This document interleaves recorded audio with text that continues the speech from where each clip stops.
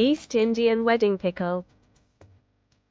Sweet, sour, salty, spicy, and tangy at the same time, the traditional East Indian wedding pickle takes a few weeks to prepare.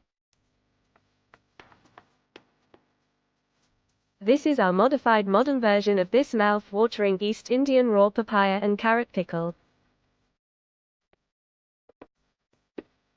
No East Indian wedding can be complete without the infamous East Indian wedding pickle.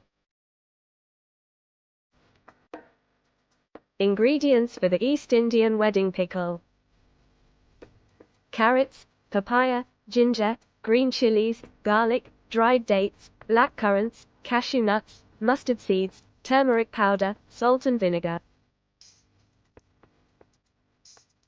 See how to make the infamous wedding pickle. Cut the carrots and green papaya into sticks, cover with turmeric and sun-dry for a while. Cut the ginger into 1-inch squares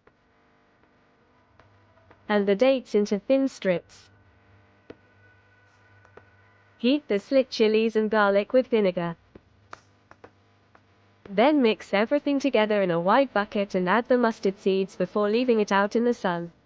This is how it was done for my cousin Cress's son David's wedding.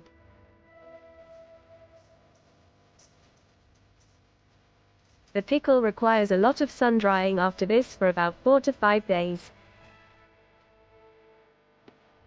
If you now live in an apartment building like us instead of those old villas with balconies, we've modified the recipe to increase the fermenting time in a burnie instead.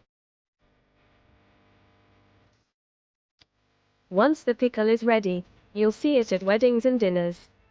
Here it's in the left corner at my sister's dinner party the day after the wedding. Follow this link for the recipe.